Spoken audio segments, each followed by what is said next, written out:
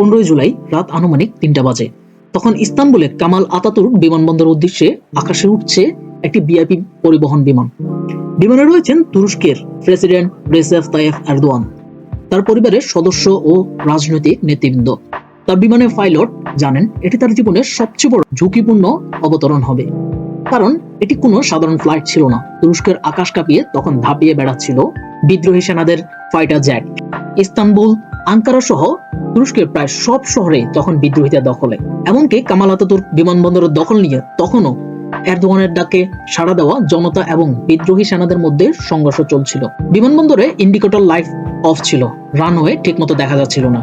পাইলটের জন্য এটি ছিল অনেক চ্যালেঞ্জিং, কিন্তু খোদ প্রেসিডেন্টের নির্দেশ তো তাকে মানতেই হবে। বিদ্রোহীরা এমন একটি সময় বেছে নিয়েছিল যখন প্রেসিডেন্ট এরদোয়ান তুরস্কের একেবারে দক্ষিণ পশ্চিম এজিয়ান সাগরের তীরে অবকাশ কেন্দ্র মারমারিসে অবস্থান করছিলেন। প্রথমেই মনে হচ্ছিল তুরস্কের সামগ্রিক নিয়ন্ত্রণ বিদ্রোহীদের হাতে চলে গিয়েছে। অভ্যুত্থানের শুরুতেই তুর্কির প্রেসিডেন্ট বিনালি ইলদিরাম প্রতিরোধ ঘোষণা দিয়ে যাচ্ছিলেন। এদিকে ইস্তানবুলের বসবাসরত ব্রিজ ও ফাতে সুলতান মেহমেদ ব্রিজ বন্ধ করে দিয়েছিল বিদ্রোহী সেনারা। সামরিক বাহিনীর ট্যাঙ্ক ও সাজোয়া যানগুলো ধাপিয়ে বেড়াচ্ছিল সড়কগুলোতে। রাত তখন 12টার দিকে। তুরস্কের রাষ্ট্রীয় টেলিভিশন সংবাদ পাঠিকাকে জোরপূর্বক বিদ্রোহের ঘোষণাপত্র পাঠ করাতে বাধ্য করা হয়। সব মিলিয়ে অবস্থা তখন ভয়াবহ। এদিকে এরদোয়ান তখন মারমারিসের একটি ছোট হোটেলেই অবস্থান করছিলেন। রাষ্ট্রীয় টেলিভিশন চ্যানেল তখনও বিদ্রোহী সেনাদের কর্তৃক দখল হওয়ায় মিডিয়ায় তার বক্তব্য দিতে পারছিলেন না। অবশেষে মোবাইল ফোনের অ্যাপসের মাধ্যমে রাত 12:26 দিকে তিনি কয়েকটি টেলিভিশনে সংক্ষিপ্ত বক্তব্য দেন, যাতে জনগণকে গণতন্ত্র রক্ষায় এগিয়ে আসতে আহ্বান করেন। তার এই ঐতিহাসিক আহ্বানের মূল কথাগুলো এমন ছিল যে, আজকে এই অভ্যুত্থান সামরিক বাহিনীর ছোট একটি দলের বিদ্রোহ। আমি বিশ্বাস করি জনগণ এই ষড়যন্ত্রের যথোপযুক্ত জবাব দেবে। জনগণের টাকায় কেনা ট্যাঙ্ক, যুদ্ধ বিমান ও হেলিকপ্টার নিয়ে জনগণের উপর আক্রমণে খুব বড় ক্ষতিপূরণ তাদেরকে দিতে হবে। আমি প্রেসিডেন্ট হিসেবেও প্রধানমন্ত্রী সরকারের প্রধান হিসেবে প্রয়োজনীয় পদক্ষেপ নেব। দৃঢ়ভাবে ময়দানে দাঁড়াবো। ময়দান তাদের হাতে ছেড়ে দেব না। জনগণকে একটি আহ্বান করছি, তাদেরকে প্রদেশগুলো ময়দানে আসতে আহ্বান জানাচ্ছি, বিমানবন্দরে আসার জন্য আহ্বান জানাচ্ছি। সেই সংখ্যালঘু বিদ্রোহীরা ট্যাঙ্ক কিংবা অন্যান্য যা কিছু নিয়ে আসুক, জনতা তাদের বিরুদ্ধে রুখে দাঁড়াবে। জনতার শক্তির চেয়ে বড় কোনো শক্তি আমি আজ অব্দি দেখিনি। আমি আবারও জনগণকে বলছি, আপনারা ময়দানে আসুন। আমরা ময়দান থেকে তাদের উপযুক্ত জবাব দেব। আমিও ময়দানে আসছি। ঠিক এ বক্তব্যের পর তিনি সেখান থেকে বিমানে করে ইস্তানবুলের আতাতুর্ক বিমানবন্দরের দিকে যাত্রা শুরু করেন। এরদোয়ানের এই বক্তব্য প্রচারিত হওয়ার ঠিক 15 থেকে 20 মিনিটের মধ্যে আপামর জনতা রাস্তায় বের হতে শুরু করে। পাল্টে যেতে থাকে পরিস্থিতি। নিরস্ত্র জনগণকে ট্যাঙ্কের সামনে শুয়ে পড়তে দেখা যায়। একের পর এক বিদ্রোহীদের হটিয়ে বিভিন্ন জায়গায় দখল নিতে থাকে জনতা। রাত তখন 1:30। তুরস্কের পার্লামেন্টে জরুরি এক অধিবেশন ডাকা হয়। এরদোয়ানের অনুপস্থিতিতেই অধিবেশন শুরু হয়। সেখানে তুরস্কের রাজনৈতিক সকল দলে দেশের গণতন্ত্র রক্ষায় বিদ্রোহীদের বিরুদ্ধে একাত্ম পোষণ করে এবং এরদোয়ানকে সমর্থন করে। রাত তখন 3:20।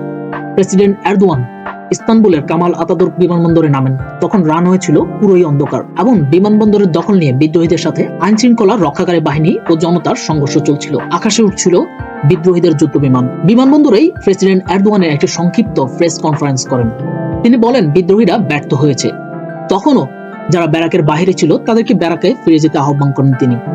প্রথমবারের মতো এরদোয়ান তখন ঘোষণা করেন যে এই ঘটনা ফেতহুল্লাহ গুলেনের নেতৃত্বে সংঘটিত হয়েছে। এরদোয়ান মারমারিসে যে হোটেলে অবস্থান করছিলেন সেখানে বিদ্রোহীরা রাত 4টার দিকে হেলিকপ্টার থেকে ওপেন ফায়ার করতে থাকে এবং সৈন্যরা মুখে মাস্ক পরে নিচ থেকে সরাসরি আক্রমণ করতে থাকে। এই ঘটনা ঠিক ঘন্টা খানেক আগেই এরদোয়ান তার হোটেল ত্যাগ করেছিলেন বলেই তিনি প্রাণে রক্ষা পান। তুরস্কের মসজিদগুলো থেকে মাইকে জনগণকে রাস্তায় নামার জন্য বলা হচ্ছিল। আর এই ঘটনা সংঘটিত হয়েছিল তুরস্কের ধর্ম মন্ত্রণালয় অর্থাৎ দিয়ানাত ফাউন্ডেশন থেকে।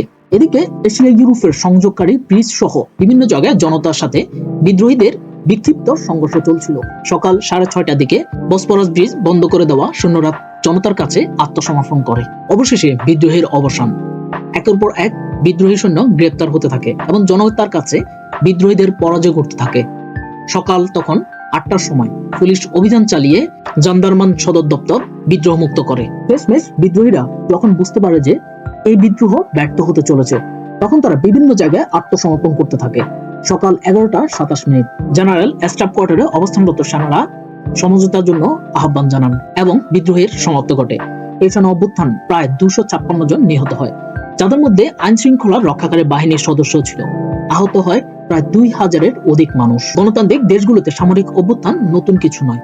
অতীতেও বেশ কিছু দেশ এ ধরনের সামরিক অভ্যুত্থান হয়েছিল, কিন্তু তুরস্কের ক্ষেত্রে বলা যায় এটা হলো সামরিক বাহিনীর মোকাবেলায় সাধারণ জনতার বিজয়। বিশ্ববাসী সম্ভবত রাষ্ট্রবিজ্ঞানের ইতিহাসে এ ধরনের বিজয় খুব কমই দেখেছে। 2016 সালের 15 জুলাই এই ঐতিহাসিক বিজয় হয়তো 1000 বছরের ইতিহাসকে কালজয়ী এক ঘটনা হিসেবে চিহ্নিত করবে। এই ভিডিওর সমস্ত রিসোর্স আমি ডেসক্রিপশন বক্সে দিয়ে দিব। এই চ্যানেলের কন্টেন্টগুলো ভালো লাগলে চ্যানেলটি সাবস্ক্রাইব করবেন। ধন্যবাদ সকলকে।